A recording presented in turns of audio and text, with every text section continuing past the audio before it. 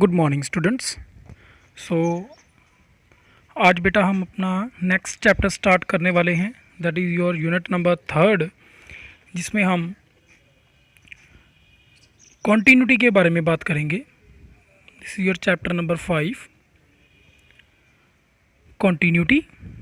ये बेटा based on है, जैसे आपने +1 में लिमिट्स किया था, लिमिट्स एंड कॉन्टीन्यूटी किया था, ये उसकी आगे फर्दर स्टडी है कि अगर कोई फंक्शन किसी पॉइंट के ऊपर, हमने +1 में किया था कि अगर कोई फंक्शन है तो हम उसकी लेफ्ट हैंडेड लिमिट निकालते थे किसी भी एक पॉइंट पे।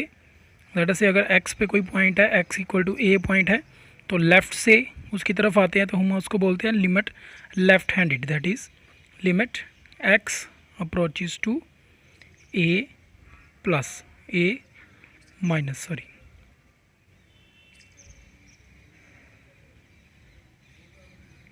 a minus. और अगर हम इसको राइट साइड से अप्रोच कर रहे हैं तो हम लिखते थे limit x approaches to a plus. Clear everyone? तो ये हम चेक करते थे +1 में। अब बेटा आगे आ रहा है +2 का, व्हाट इज़ कॉन्टीन्यूटी। तो फर्स्ट ऑफ ऑल हम इसकी डेफिनेशन देख लेते हैं। सो बेटा डेफिनेशन में बोल रहा है, late f be a real valued function on a subset of the real number and a be a point in the domain of f। मतलब आपकी जो डोमेन है फंक्शन की, ए हमारा जो पॉइंट है जिस पे हम कॉन्टीन्यूटी चेक करेंगे वो आपकी डोमेन में से होना चाहिए फंक्शन की, ठीक है, डोमेन के बाहर में से नहीं होना चाहिए। Then F is continuous at A, तो हम बोल सकते हैं कि वो ए के ऊपर क्या है, कॉन्टीन्यू। इफ़ क्या कंडीशन वेरीफाई होनी चाहिए कि अगर हम ए की तरफ लिमिट अप्रोच करवाते हैं एफ एक्स को, क्लियर, और ए की वैल्यू डायरेक्टली फिल कर देते हैं एफ में, फंक्शन में, ये दोनों की वैल्यू क्या आनी चाहिए, इक्वल आनी चाहिए बेटा, ठीक है। अगर तो ये कंडीशन फुलफिल हो जाएगी then I can say that function is a continuous function, ठीक है। तो पहले बेटा ये क्लियर कर लेते हैं कि फंक्शन की वैल्यू फिल करना और ये चीज़ क्या है। लेट अस से अगर मैं एक ग्राफ लेता हूँ, ठीक है, तो x की वैल्यू मान लो मैंने a ले ली, यहाँ पे मेरा x इक्वल टू है a की, क्लियर। तो इस पॉइंट पे मेरे फंक्शन की वैल्यू क्या आएगी इस पॉइंट पे, तो मैं डायरेक्टली a फिल कर दूंगा, f ऑफ a, क्लियर। ये है आपका f ऑफ a।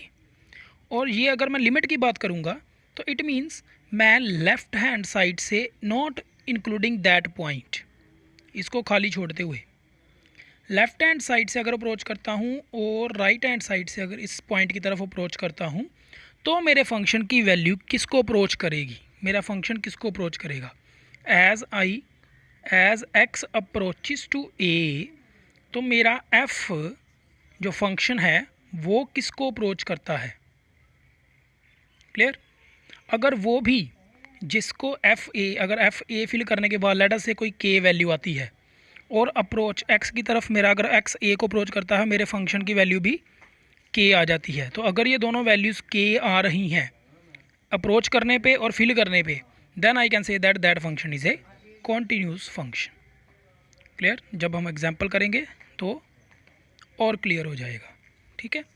तो बेटा अप्रोच करने के दो स्टाइल हैं, आप लेफ्ट हैंड साइड से और राइट हैंड साइड से, दोनों तरफ से अप्रोच करोगे, ठीक है। तो और इसको कैसे लिख सकते हैं, left handed limit equals to right handed limit. पहले तो ये दोनों इक्वल होनी चाहिए, तभी हम एफ ऑफ ए के लिए अप्रोच करेंगे, चेक करेंगे, ठीक है। तो बेटा लेफ्ट हैंडेड और राइट हैंडेड लिमिट कब निकालते हैं, ये हमने +1 में आपको पहले क्लियर कर दिया था। लेफ्ट हैंडेड लिमिट और राइट हैंडेड लिमिट ये हम निकालते थे when our function is in modulus form और ग्रेटेस्ट इंटीजर फॉर्म, ठीक है। ये भी आगे मैंने लिखा हुआ है कि मोस्टली हम मॉडुलस और एब्सोल्यूट वैल्यू फंक्शन और ग्रेटेस्ट इंटीजर फंक्शन के लिए ही वैल्यू निकालते हैं, क्लियर।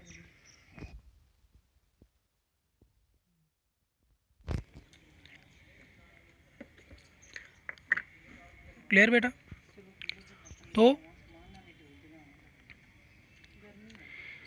आगे क्या लिखता है वो, in other words if the left hand delimit and the right hand, आगे बस यही चीज़ उसने दोबारा लैंग्वेज फॉर्म में लिख दी है, ठीक है, कि अगर ये दोनों की दोनों अप्रोच इक्वल आ जाती हैं then we can say that a function is continuous at x equal to 0 at that value, ठीक है। तो ये एक पॉइंट के ऊपर चेक करते हैं, ठीक है, कि फंक्शन कॉन्टिन्यूस है या नहीं, ठीक है। आगे देखते हैं ग्राफिक के अकॉर्डिंगली कि क्या निकल के आता है। See the graph carefully. ये मेरे पास फंक्शन है एफ एक्स जो कि x अगर लेस देन इक्वल टू 0 है तो उसका आंसर आता है 1, अगर x की value greater than equal to 0 है तो आंसर आता है 2। तो देखो अगर x की वैल्यू ग्रेटर देन 0 है, क्लियर, मींस ये वाला पोर्शन सारा का सारा, अगर इसमें आप कोई भी वैल्यू फिल करते हो x की तो आपका आंसर आना चाहिए 2। देखो y की वैल्यू 2 आ रही है, ठीक है। इक्वल टू का साइन नहीं है तो मैंने इसको सिर्फ सर्कल में रखा है, यहाँ पे सिर्फ सर्कल है, मैंने डॉट नहीं लगाया, अंदर फिल नहीं किया है, ठीक है, एम्प्टी रखा है।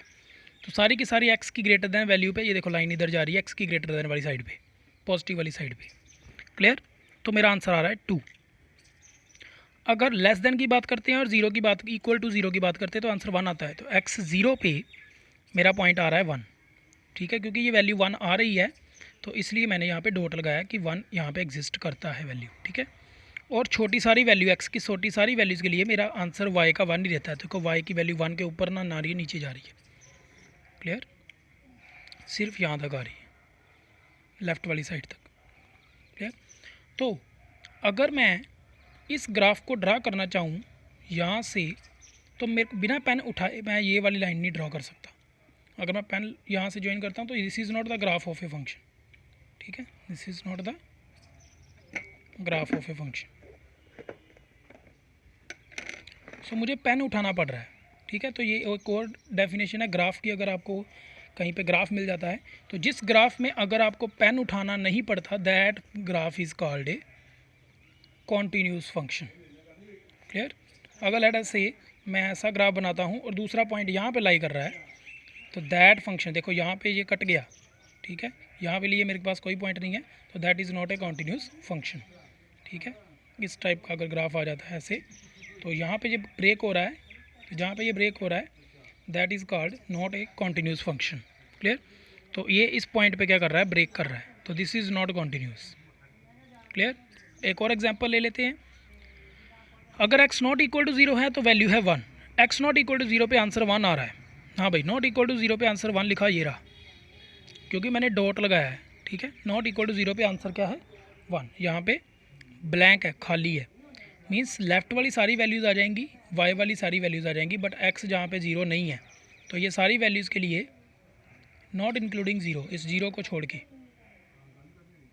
इस 0 को छोड़ के ये सारी वैल्यूज़ के लिए मेरे पास y की वैल्यू आ रही है 1, यही लिखा है, 0 को छोड़ के y की वैल्यू लिखी है 1। और अगर वैल्यू 0 आती है, अगर x 0 आता है तो आंसर आता है 2, तो एक वैल्यू 2 के लिए, क्लियर। तो this is not a continuous function, why, क्योंकि यहाँ तक देखो, यहाँ तक जा रहा है function continuously, but at x equal to 0 के लिए यहाँ पे कोई वैल्यू नहीं है, ये स्पेस खाली है, एम्प्टी स्पेस, क्योंकि इसका आंसर 2 है, यहाँ पे y इक्वल टू 2 है, क्लियर, x इक्वल टू 0 पे, तो वो पॉइंट यहाँ पर है। सो यहाँ से ये ब्रेक हो गया, तो this is not a continuous function, clear everyone. आगे बस इसी के रिगार्डिंग हमने लैंग्वेज लिख दी है। अब डिसकॉन्टीन्यूटी कब कब होगी वो देख लेते हैं।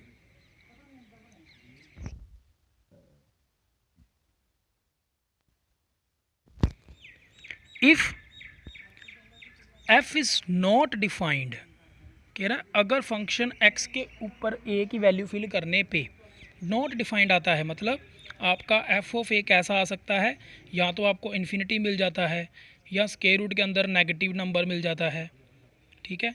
तो आई can say that function is not defined, यहाँ पे इन्फिनिटी हो गया, नॉट डिफाइंड हो गया, यहाँ पे कॉम्प्लेक्स इमेजिनरी नंबर हो गया। तो इस टाइप का अगर नंबर मिल जाता है तो that is not a continuous function, तब हम बोल सकते हैं कि फंक्शन कॉन्टीन्यूस नहीं है, डिसकॉन्टीन्यूस है। अगर आपका लिमिट फिल करने पे डज नॉट एग्जिस्ट करता है, डज नॉट एग्जिस्ट का मतलब बेटा यही है, इन्फिनिटी है या फिर -1 ये है, ठीक है। तो अगर आपका लिमिट फिल करने पे डज नॉट आता है तो दो केसेस होंगे, या तो left hand does not exist करेगा या right hand does not exist करेगा, या फिर ये दोनों एग्जिस्ट करेंगे बट इक्वल नहीं होंगे, ठीक है। ये दोनों एग्जिस्ट करेंगे बट इक्वल नहीं होंगे, तो भी ये फंक्शन क्या होगा, डिसकॉन्टिन्यूस होगा। अगर आपको कॉन्टिन्यूटी की कंडीशन याद है, left hand it is equal to right hand it is equal to F of A, अगर ये तीनों में से कुछ भी नहीं हुआ सेटिस्फाई,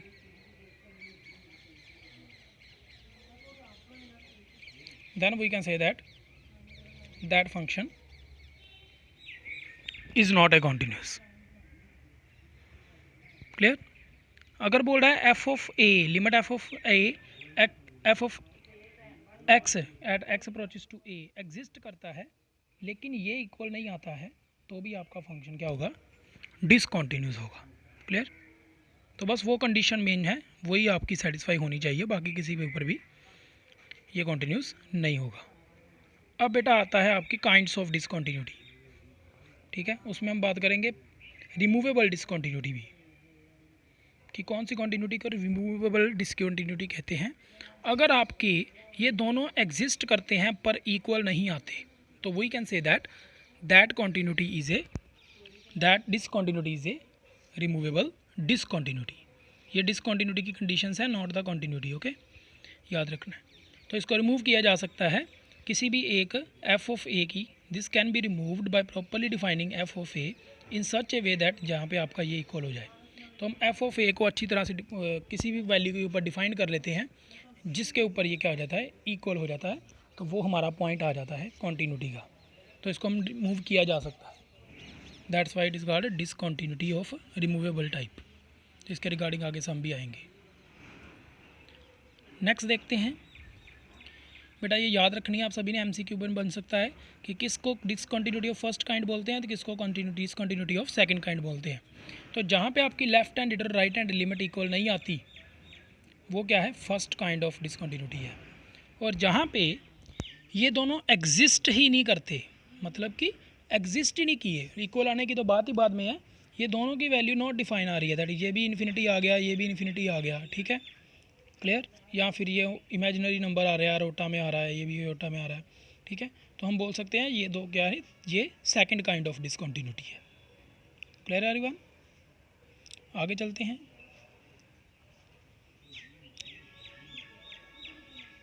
यस बेटा, ये भी बड़ा इंपॉर्टेंट टाइप है कि कॉन्टीन्यूटी को, वो तो हो गया हमारे पास किसी इंटरवल में अगर हमें पॉइंट गिवन है, लिमिट गिवन है, ठीक है।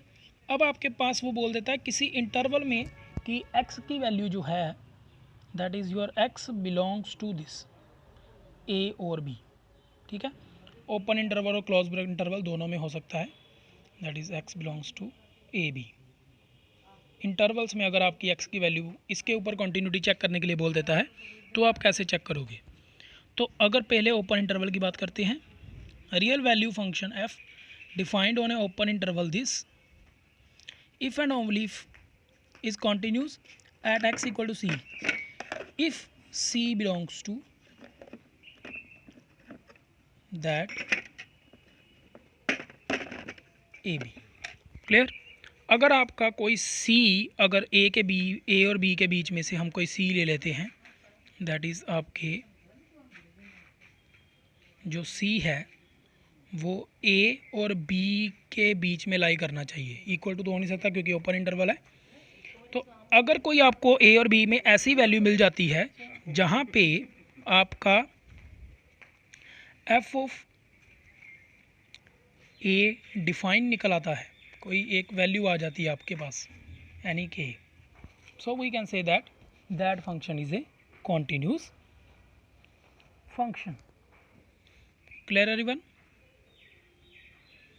नेक्स्ट आ गया क्लोज्ड इंटरवल में, ये भी ओपन इंटरवल की तरह के हैं और आपके यहाँ पे a और b की वैल्यू आ सकती है, ठीक है, a और b भी एग्जिस्ट कर सकते हैं। सो यहाँ पे क्या लिखा है, ये देखो,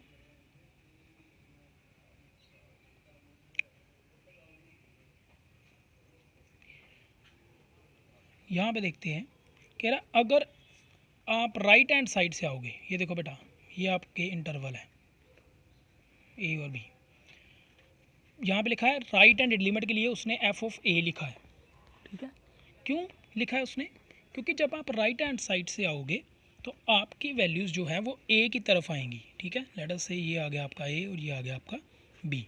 अगर आप राइट हैंड साइड से आओगे तो आपका फंक्शन ए को अप्रोच करेगा, और जब आप लेफ्ट हैंड साइड से आओगे तो आपका फंक्शन बी को अप्रोच करेगा। क्लियर? दैट्स वाई उसने जब राइट हैंड लिमिट ली है, this is your right hand limit, तो आपका फंक्शन ए को अप्रोच किया, और जब वो बी की तरफ जा रहा है तो आपका फंक्शन लेफ्ट हैंडेड में बी को अप्रोच करेगा। Clear everyone? ठीक है। तो आप कहें जब भी आपको ओपन इंटरवल में कोई आ जाएगा कि अगर आपको बोल देता है find the continuity at x -1 से लेके 1 तक, ठीक है, तो आपने जब भी लेफ्ट हैंड लिमिट निकालनी है तो आपका आंसर ए आना चाहिए, बी आना चाहिए, सॉरी, आपका आंसर 1 आना चाहिए लेफ्ट हैंड लिमिट पे, और राइट हैंड लिमिट के लिए आपका आंसर -1 आना चाहिए, ठीक है। राइट हैंड लिमिट के लिए आपका आंसर -1 और लेफ्ट हैंडेड के लिए आपका आंसर 1 आना चाहिए। क्लियर? जब सम करेंगे और क्लियर हो जाएगा। देयरफॉर सच दैट आपकी limit at any point c जो कि उसके अंदर लाई करेगा। क्लियर? तो सी फिल करने पे एफ ऑफ सी आंसर आना चाहिए। F of C limit x approaches to C F x is equal to this होना चाहिए। Such function is called the continuous function on this. Clear?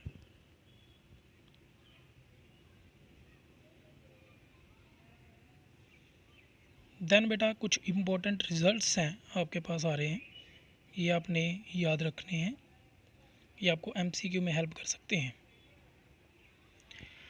कोई भी कांस्टेंट फंक्शन होता है that is a continuous function. कौन कौन से function continuous हो सकते हैं बिना सॉल्व किए आप बता सकते हो, ठीक है। तो कोई भी फंक्शन लेट अस से एफ ऑफ एक्स है, आपके पास 5 आ गया, ठीक है, तो एक्स की कोई भी वैल्यू फिल करो, ये 5 ही रहने वाला भाई, ये 5 ही रहने वाला, ये डीट है, ठीक है। वाई की वैल्यू 5 ही रहेगी, एक्स की वैल्यू कोई भी फिल कर दो, आपका फंक्शन वाई ही 5 ही रहेगा, ये 5 ही चलता रहेगा, ठीक है। So that's why constant function is a continuous function everywhere. Next आ गया ए रियल पॉलिनोमियल फंक्शन। कोई भी पॉलिनोमियल फंक्शन होगा, ठीक है, पॉलिनोमियल फंक्शन की भी बेटा ग्राफ चलता रहेगा कॉन्टीन्यूसली, ठीक है, और ये कर्व रिप्रेजेंट करता है पॉलिनोमियल फंक्शन। तो कोई भी पॉलिनोमियल फंक्शन आता है वो भी क्या होगा, कॉन्टीन्यूस होगा एवरीवेयर, ठीक है। और कौन सा आता है, एक लॉगरिथमिक फंक्शंस, ठीक है, that is also continuous everywhere. कोई एक्सपोनेंशियल फंक्शन आ जाता है e raise to power x, ठीक है, या 5 रेज टू पावर 2, कुछ भी आ सकता है एक्सपोनेंशियल फंक्शन, वो भी क्या होगा, कॉन्टीन्यूस फंक्शन होगा, ठीक है। और a rational function is also continuous at every point on its domain. Rational function कौन सा होगा, एफ एक्स ओवर जी एक्स वाला, इस टाइप का फंक्शन भी आपका कॉन्टीन्यूस होगा। क्लियर? और ये बात बेटा मैंने आपको स्टार्टिंग में बता दी थी कि कहाँ कहाँ पे आपने लेफ्ट हैंडेड और राइट हैंडेड लिमिट निकालनी है। We have to find the left handed and right handed limit for modulus function, जिसको आप एब्सोल्यूट वैल्यू फंक्शन बोल देते हैं, दैट इज़ इस टाइप का फंक्शन होता है। और कहाँ पे निकालती है, जब आपके पास ग्रेटेस्ट इंटीजर फंक्शन आ जाता है इस टाइप का, ठीक है, विच इज़ लेस दैन और इक्वल टू एक्स, ये इसकी डेफिनेशन है ग्रेटेस्ट इंटीजर फंक्शन की। और अदरवाइज क्या होगा, आप डायरेक्टली क्या कर सकते हो, लिमिट निकालने के लिए आप x equal to A fill कर सकते हो अपने फंक्शन में और आपकी लिमिट निकल आएगी। क्लियर? ये सिर्फ इसके लिए है कि कब आपने लेफ्ट हैंडेड लिमिट निकालनी है, कब नहीं निकालनी है, ठीक है।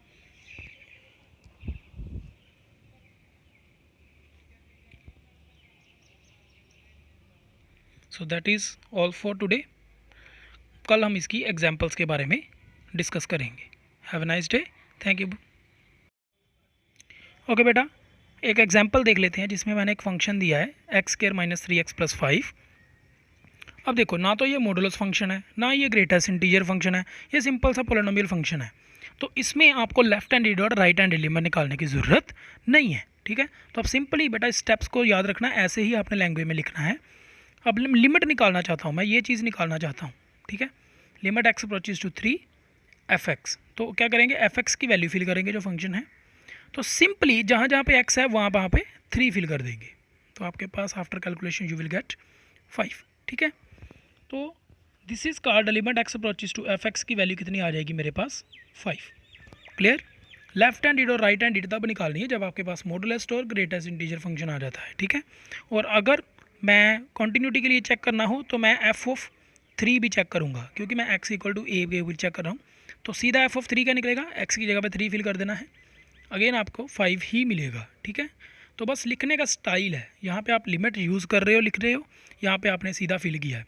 तो as we can say that limit x approaches to 3 f(x) किसके इक्वल आ गई है, f(3) के। तो ये क्या है, कॉन्टीन्यूस की कंडीशन है, ठीक है। तो इस तरह से हम लोग किसी भी फंक्शन को कॉन्टीन्यूस प्रूव कर सकते हैं और चेक कर सकते हैं कॉन्टीन्यूस है या नहीं, ठीक है। तो इस तरह की एग्जांपल्स को हम कल फर्दर और सॉल्व करेंगे और एग्जांपल्स देखेंगे। Till then have a nice day, thank you, bye bye.